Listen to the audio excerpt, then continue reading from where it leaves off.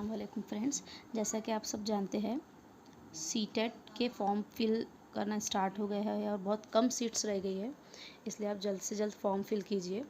आज हम सीटेट में सीडीपी जो एक हमारा सब्जेक्ट है, उसमें एक सबसे इम्पॉर्टेंट टॉपिक है मॉरल डेवलपमेंट थ्योरी। इसको एक्सप्लेन करेंगे। मॉरल डेवलपमेंट थ्योरी जो है वो कोलबर्ग ने उसे बताया है। ये कोलबर्ग ने ये थ्योरी के बारे में हमें एक्सप्लेन किया है। कोलबर्ग ये जो अमेरिकन साइंटिस्ट थे और इन्होंने अमेरिकन साइकोलॉजिस्ट भी थे, जो 2009 में इन्होंने सुसाइड किया है। इन्होंने हमें एक स्टोरी बताई है। स्टोरी के ज़रिए बच्चों में किस तरह हम स्टोरी के ज़रिए हम किस तरह बच्चों में कोई कंसेप्ट क्लियर कर सकते हैं, इसके ऊपर उन्होंने एक स्टोरी बताई है।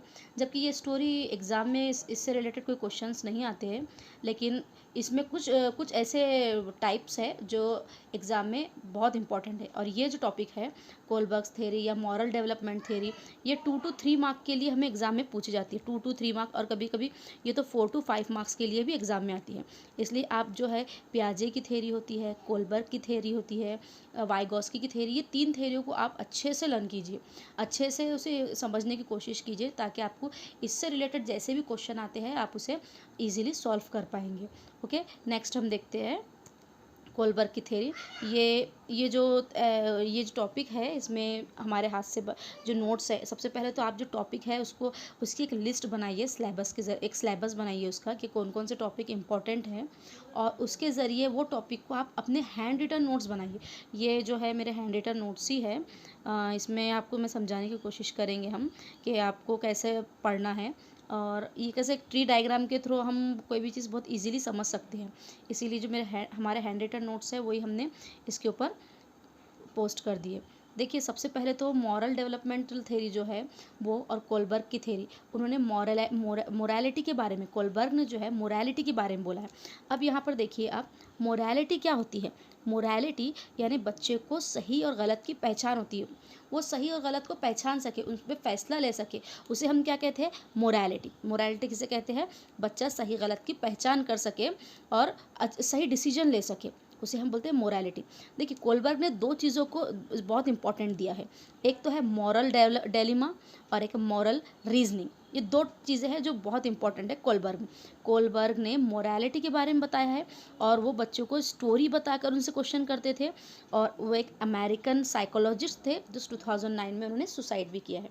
ओके, ये उनकी जो है बेसिक इन्फॉर्मेशन है। उन्होंने मॉरल डेलेमा और मॉरल रीजनिंग के ऊपर उन्होंने बताया है। देखिए, मॉरल डेलेमा क्या होता है, सही गलत का फैसला जब हम लेते हैं, कोई चीज़ हमें अगर मालूम होती है कि ये सही है, हम उसका जब डिसीजन लेंगे, तो डिसीजन लेने के लिए जो प्रोसेस होता है, हमारी थिंकिंग पावर होती है, हम उसके बारे में सोचते हैं, और वही क्या होता है, हमारी मॉरल डेलेमा होती है कि हम क्या है, उसके बारे में फ़ैसला लेने से पहले जो हमारे माइंड में जो प्रोसेस चलता है, वो प्रोसेस को हम बोलते हैं मॉरल डेलेमा। ओके, नेक्स्ट आता है मॉरल रीजनिंग। जब हम वो चीज़ के ऊपर डिसीजन ले लेते हैं, हम कोई चीज़ के ऊपर डिसीजन ले रहे हैं, तो क्या है, मॉरल रीजनिंग। अब देखिए, यहाँ पर एक क्वेश्चन आया था कि इसमें कौन से साइंटिस्ट ने एज को सबसे ज़्यादा इंपॉर्टेंस दिया है। देखिए, यहाँ पर कोलबर्ग ने एज को बहुत इंपॉर्टेंट दिया है कि जैसे जैसे हमारी एज बढ़ती है, हमारी जो थिंकिंग पावर है, हमारा डिसीजन हम जब कोई चीज़ का डिसीजन लेते हैं, तो हमारा डिसीजन एज के हिसाब से भी इफ़ेक्ट करता है। एज उस पर बहुत ज़्यादा उसका असरात नज़र आते हैं। ओके, एज के। तो जैसे कि आप देखते हैं, मॉरल डेलेमा मीन्स हम जब सही गलत का फ़ैसला लेते हैं, तो वो जो प्रोसेस होता है हमारे माइंड में सही गलत का फ़ैसला लेने का, उसे हम मॉरल डेलेमा कहते हैं। मॉरल रीजनिंग जो रहती है, वो हम डिसीजन लेते हैं, जब ले रहे हैं, मतलब फाइनल है, अब हमें ये चीज़ हमें सही लग रही है, ये क्या है, मॉरल रीजनिंग है। ओके, देखिए, इसमें जो है कोलबर्ग ने 3 स्टेजेस बताए। सबसे पहले उन्होंने बताया प्री कन्वेंशनल स्टेज, नेक्स्ट बताया कन्वेंशनल स्टेज, और पोस्ट कन्वेंशनल स्टेज। देखिए, ये आपको इसके नोट्स तो हर जगह अवेलेबल रहेंगे। ये जो हमारे नोट्स बने थे, हमने उसी को ही एक्सप्लेन करने की कोशिश की है, ताकि आपको भी थोड़ा बहुत समझ में आ जाए। ओके, देखिए, सबसे पहले अगर हम देखते हैं प्री कन्वेंशनल स्टेज, ये कौन सी एज में होती है, आप एज याद रखिए, इसमें कौन सी एज में कौन सी स्टेज आती है। ये 6 to 10th ईयर में जो है, 6 to 10th ईयर में 4 से 10 साल के बच्चों में प्री कन्वेंशनल स्टेज होती है। ये क्या रहता है, बच्चा कोई चीज़ को उस बच्चे को पता नहीं है सोसाइटी में क्या चल रहा है क्या नहीं, वो सोसाइटी में जो चीज़ देखेगा उसको फॉलो करेगा, जैसे वो रूल्स रहेंगे उसे फॉलो करता है। ये क्या है, प्री कन्वेंशनल स्टेज। ये देखिए, इसमें 4 से 10 साल के बच्चे जो चीज़ देखते हैं वैसे ही करते हैं, हमारी कॉपी करते हैं, है ना। मतलब कोई चीज़, कोई रूल है, अगर वहाँ हम उन्हें बताते हैं यहाँ मत जाइए, तो बच्चे क्या है वहाँ पर नहीं जाएंगे। ये क्या है, प्री कन्वेंशनल स्टेज है, जिसमें वो अपना दिमाग नहीं लगा रहे, वो दूसरों का सुनकर वो अप्लाई कर रहे हैं। वो क्या है, प्री कन्वेंशनल स्टेज। इसमें क्या है, देखिए आप ये याद रखिए, कोलबर्ग ने मॉरल डेवलपमेंट थ्योरी में 3 स्टेजेस थे, और each and every stages, her stage में क्या है, 2-2 टाइप्स है। अब हम पहले हमने प्री कन्वेंशनल स्टेज देखी, जो 4 से 10 साल के इसमें रहती है, 10 साल के बच्चों में रहती है। और ये क्या है, जो चीज़ देखते हैं उसे ही मानते हैं, उसे ही फॉलो करते हैं, वो रूल्स को ही फॉलो करते हैं। उसमें अगर हम देखते हैं, पहले है फर्स्ट, उसकी स्टेज में प्री कन्वेंशनल में फर्स्ट स्टेज में है पनिशमेंट एंड ओबीडियंस। पनिशमेंट क्या है, मतलब सज़ा के डर से वो बात सुनेगा, अच्छा काम करेगा, फर्माबरदार बनेगा। मतलब क्या है, अगर हम वो करेंगे, अगर हम गलत काम करेंगे तो हमें क्या है, पनिशमेंट मिलेगी। ये क्या है, पनिशमेंट। ओके, मतलब हमको वो चीज़ करने से सज़ा मिल जाएगी। तो ये क्या है, प्री कन्वेंशनल में एक पनिशमेंट एंड ओबीडियंस। या तो वो अगर काम करता है कोई काम, तो उसे पनिशमेंट मिलेंगी, या वो अगर अच्छा काम करता है तो बोलते हैं ना, ये अच्छा बहुत फर्माबरदार है, तो क्या है, पनिशमेंट मिलेंगी या शाबाशी मिलेगी। ओके, नेक्स्ट है इंस्ट्रूमेंटल रिलेटिव्स इंडिविजुअलिज्म। मतलब देखिए, ये क्वेश्चन, ये जो टॉपिक है, ये जो पॉइंट है, इसमें ये टाइप इंस्ट्रूमेंटल रिलेटिव्स इंडिविजुअलिज्म, इसमें क्या है, जैसा करेंगे वैसा होगा। देखिए, ये ऐसा क्वेश्चन आता है एग्जाम में, ये जो बहुत में इम्पॉर्टेंट है, ये वाली टाइप। इसमें क्या है, अगर एक लड़की है, वो उसका टिफ़िन खा लेती, दूसरी बच्ची, उसका एक फ्रेंड उसका टिफ़िन खाती है, तो अब वो नेक्स्ट टाइम क्या उससे उम्मीद रखेंगी कि नेक्स्ट टाइम मैं उसका टिफ़िन खाऊंगी। आज उसने मेरा खाया, नेक्स्ट टाइम मैं उसका टिफ़िन खाऊंगी। ये स्टेज क्या में आती है, ये इंस्ट्रूमेंटल रिलेटिव्स इंडिविजुअलिज्म में आती है। इसमें क्या है, मतलब जैसा हम करेंगे हमको वैसा ही मिलेगा। ओके, जैसा कि जैसे को तैसा बोलते हैं हम, बदले की भाव से कोई काम करना। ये क्या है, इंस्ट्रूमेंटल रिलेटिविस्ट इंडिविजुअलिज्म इसे कहते हैं। ये दोनों जो टाइप है, ये प्री कन्वेंशनल स्टेज में आता है। ओके, जो 4 से 10 साल, ये 2 टाइप आपको याद रखिए। इसमें सबसे इंपॉर्टेंट ये वाली टाइप है, ये आप उसे याद रखिए। नेक्स्ट है कन्वेंशनल स्टेज, जो 10 to 13 ईयर के बच्चों में रहती है। मतलब क्या है, 10 to 13 ईयर के बच्चों में, 10 से 13 साल के बच्चों में ये एज रहती है, ये स्टेज आती है। इसमें क्या रहता है, ये दूसरों को सुनकर अपना डिसीजन लेते हैं। मतलब देखिए, अगर हम कोई किसी को देखते हैं, हम उसे फॉलो करने की कोशिश करते हैं। जैसा कोई हमारा आइडियल रहता है, हमारा ऐसा रहता है, वो ऐसे थे तो हम भी वैसे ही बनेंगे, कोई एक्टर के जैसा उसकी कॉपी करने की कोशिश करता है। ये क्या है, कन्वेंशनल स्टेज। इसमें क्या है, इसीलिए हम ये स्टेज में क्या रहता है, बच्चों में ऐसी चीज़ें डेवलप करते हैं कि बच्चे अपने आप को उस के जैसा फ्रीडम फाइटर है कोई, फॉर एग्जाम्पल कोई फ्रीडम फाइटर है, बच्चे चाहते हैं कि हम भी वो फ्रीडम फाइटर बने, तो उसमें हम उनके स्पीच के ज़रिए, उनकी स्टोरी बताकर, उनका ड्रेसिंग स्टाइल से बच्चे कैसे अपने आप को समझने लगते हैं कि अरे हम भी वैसे बन सकते हैं। तो अपन ये जो क्वालिटी है बच्चों में ऐसे भी डेवलप कर सकते हैं। इसमें क्या रहता है, इसमें भी 2 टाइप है, एक good boy and good girl, एक लॉ एंड ऑर्डर ओरिएंटेशन। देखिए, good boy and good girl, अच्छा काम करेंगे तो प्राइज़ मिलेगा। कोई भी अगर गर्ल हो या बॉय, अगर कोई अच्छे से कोई काम करते हैं तो उसे क्या है, प्राइज़ मिलेगा। ये क्या है, वो प्राइज़ के लालच में, प्राइज़ के लिए वो क्या है, वो काम करते हैं। तो इसे हम क्या करते हैं, गुड बॉय और गुड गर्ल। नेक्स्ट है लॉ एंड ऑर्डर ओरिएंटेशन। समाज में कुछ रूल होते हैं और उसे हमें फॉलो करना है। ये क्या है, law and order. For example, अगर कुछ रूल ऐसे रहते हैं, अगर हम लॉ एंड ऑर्डर का देखते हैं, देखिए अगर कोई एक्सीडेंट हो जाता है, अगर वो एक्सीडेंट इसलिए होता है कि अगर वो रेड लाइट, कोई आदमी है जिसका एक्सीडेंट हुआ है, वो रेड लाइट क्रॉस नहीं करता तो उसका एक्सीडेंट नहीं होता था। उन्हें रेड लाइट क्रॉस कर दिया और इसलिए उसका एक्सीडेंट हो गया। ये क्या है, उसने उसके रूल्स को क्या है, उसने उसके ऑर्डर को, रूल्स को फॉलो नहीं किया, उसने फॉलो नहीं किया, इसीलिए उसको एक्सीडेंट हो गया। अब ये इसके दिमाग में क्या बैठ गया बच्चे के, उन्हें दूसरों के डिसीजन से उन्हें अपना डिसीजन बना लिया, अरे उसने रेड वाली लाइट क्रॉस कर दिया था करके उसका एक्सीडेंट हो गया, अब नेक्स्ट टाइम ये रेड लाइट जो आती है उसे क्रॉस नहीं करना है।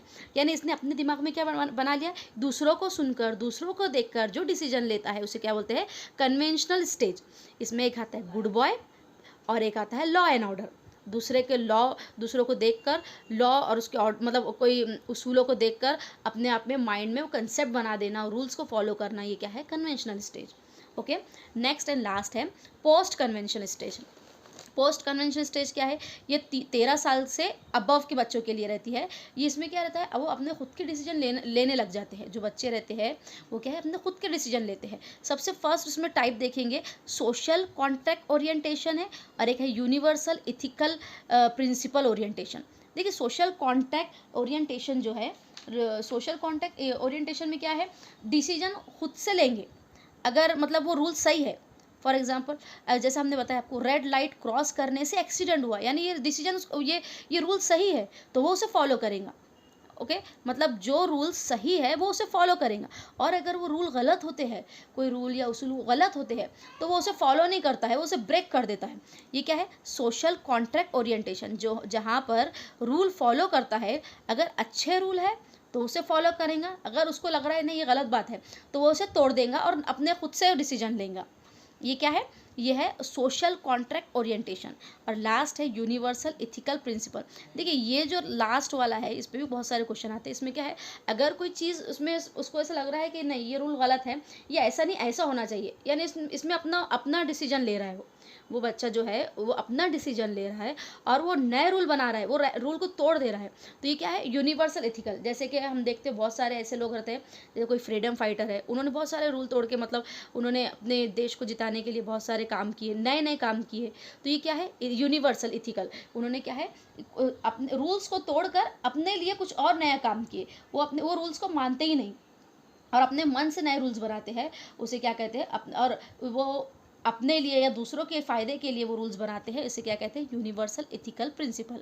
देखिए इसमें जो ये टॉपिक है इसमें है हमें सबसे पहले क्या देखना है, मॉरल डेवलपमेंट कोलबर्ग ने बनाया और उन्होंने मोरालिटी के बारे में बताया कि डिसीजन कैसे लेना है, सही गलत डिसीजन लेने का फैसला जो रहता है उसे क्या है, उसने मोरालिटी बताया।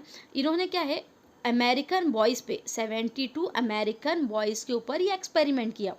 आपको ये भी क्वेश्चन आ सकता है कि उन्होंने अगर इसका डिसएडवांटेज देखते हैं तो इन्होंने सिर्फ बॉयज़ के ऊपर एक्सपेरिमेंट किया, गर्ल्स के ऊपर नहीं किया। ओके, ये वाला क्वेश्चंस भी ये क्वेश्चन आते हैं ऐसे। उन्होंने बॉयज़ पर एक्सपेरिमेंट किया, वो छोटी सी स्टोरी बताकर बच्चों से क्वेश्चन करते थे। उन्होंने दो चीज़ों को इंपॉर्टेंट दिया है, एक moral dilemma, moral reasoning. Moral dilemma means सही और गलत का फैसला लेने के लिए जो प्रक्रिया की जाती है, जो प्रोसेस किया जाता है, उसे हम बोलते हैं मॉरल डेलेमा। मॉरल रीजनिंग क्या है, इसमें जो डिसीजन ले लेते हैं ओके उसको बोलते हैं मॉरल रीजनिंग। इन्होंने 3 स्टेजेस दिए, pre conventional stage, conventional stage, post conventional stage. Pre conventional में उन्होंने पनिशमेंट ओबीडियंस दिया और इंस्ट्रूमेंटल रिलेटिव इंडिविजुअलिज्म दिया। ओके, नेक्स्ट उसमें कन्वेंशनल में good boy good girl and law and order orientation दिया। और पोस्ट कन्वेंशनल में सोशल कॉन्ट्रैक्ट ओरिएंटेशन और यूनिवर्सल इथिकल प्रिंसिपल। देखिए ये जितने भी टॉपिक है इसमें शायद आपको राइटिंग समझ में नहीं आ रही होंगी, लेकिन इसके जो मेन टॉप पॉइंट्स थे वो मैंने आपको एक्सप्लेन किया है। आप उसमें अपने अपने हैंड रिटन नोट्स बनाइए आप, ताकि आपको वो जो नोट्स है आपको एग्ज़ाम के टाइम बहुत अच्छे से काम में आएंगे। जब आप एग्ज़ाम देंगे तो ये आपको बात समझ में आएंगी। आप उसके हैंड रिटन नोट्स बनाइए और ये मेरा जो टॉपिक है उसको आप अपने वर्ड्स में मतलब नोट्स बनाकर लिखिए। और इसमें जो सबसे इम्पॉर्टेंट टॉपिक है ये इंस्ट्रूमेंटल रिलेटिव इंडिविजुअलिज्म, ये बहुत बार क्वेश्चन आता है एग्जाम में। और एक ये यूनिवर्सल इथिकल प्रिंसिपल। ये बाकी तो ये सब इंपॉर्टेंट है, लेकिन सबसे ज़्यादा इंपॉर्टेंट ये 2 टॉपिक है। इसमें अगर कोई ऐसी चीज़ है जो आपको नहीं समझ में आती है तो आप पूछ सकते हैं। ओके, नेक्स्ट अगर हम देखते हैं तो मॉरल डेवलपमेंट में हमने देख लिया कोलबर्ग ने इसे बनाया है। ओके, ये टॉपिक 4 to 5 मार्क्स के लिए एग्ज़ाम में आता है। 4 to 5 मार्क्स के लिए एग्ज़ाम में क्वेश्चन आएंगे। ओके, आप इसको अच्छे से लर्न कीजिए, उसके नोट्स बनाइए और उसको एग्ज़ाम के पहले उसका जब आप ये करेंगे रिवीजन लेंगे तो रिवीजन करेंगे तो आपको अच्छे से समझ में आएंगे। अगर इसमें से कुछ ऐसे टॉपिक ऐसी चीज़ रहती है जो आपको नहीं समझ में आ रही है, कोलबर्ग की थ्योरी में, मॉरल डेवलपमेंट थ्योरी में कुछ चीज़ नहीं समझ में आ रही है तो आप कमेंट बॉक्स में क्वेश्चन करके पूछ सकते हैं। ये टॉपिक को आप अच्छे से पढ़िए। कोलबर्ग हो जाता है, पियाजे हो जाता है, वाइगॉस्की, ये 3 टॉपिक ऐसे जिस पे 4 to 5 मार्क्स के लिए और उससे ज़्यादा मार्क्स के लिए भी क्वेश्चन आते हैं। आप वो क्वेश्चन को ये इसके ज़रिए पूछ जाते हैं। ये टॉपिक को आप अच्छे से ये समझने की कोशिश कीजिए। ओके, अगर इसमें से कुछ नहीं समझ में आता है तो आप मुझे कमेंट बॉक्स में कमेंट्स कर सकते हैं। ओके, अल्लाह हाफिज़।